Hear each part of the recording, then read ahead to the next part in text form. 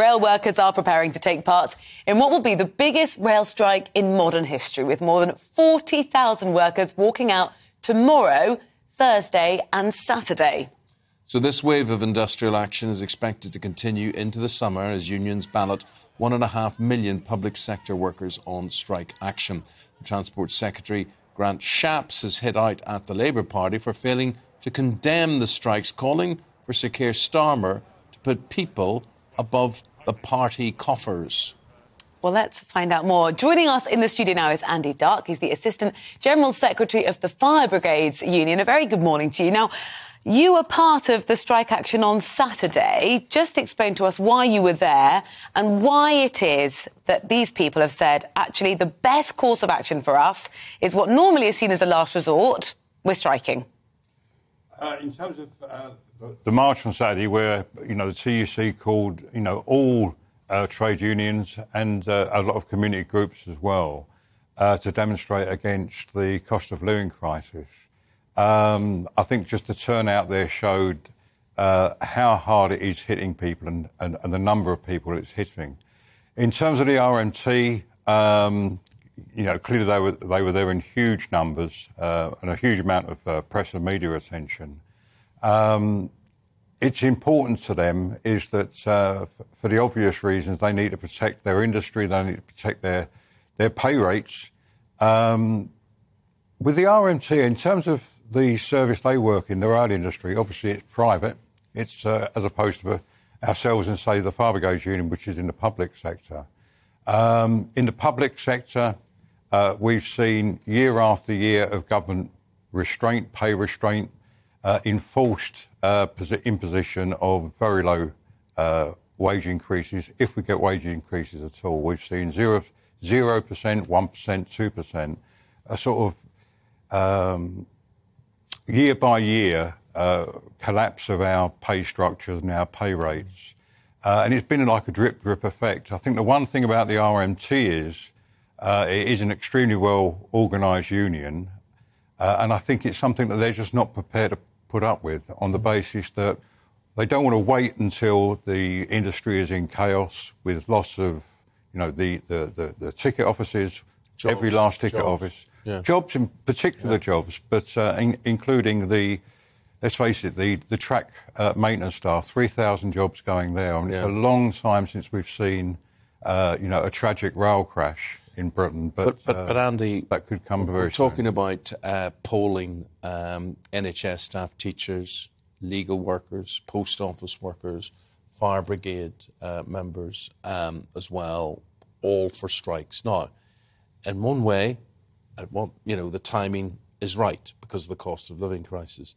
But part of you must realise the coffers are bare. Where are they going to get the money from to pay public sector workers?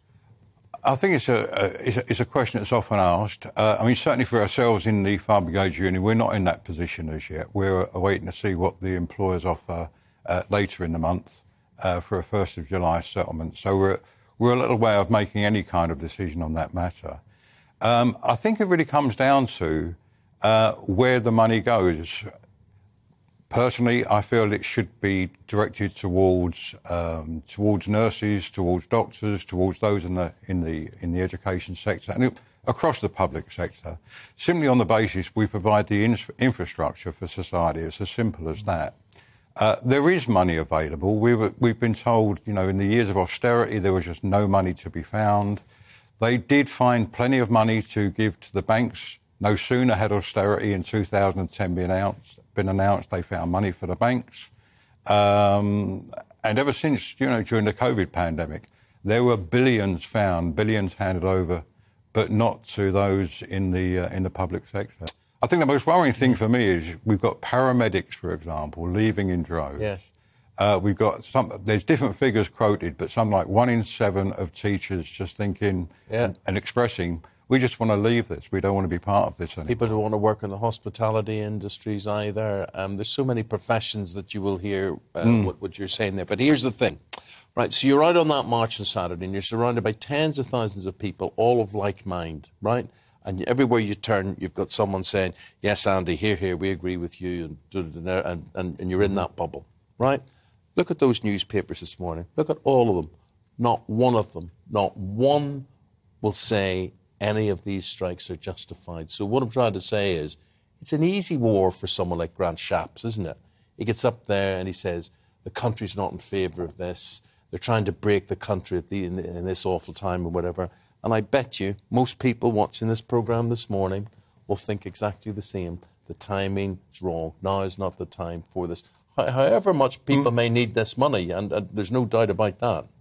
I think it's true to say that, I've been around a movement for something like 40 years now.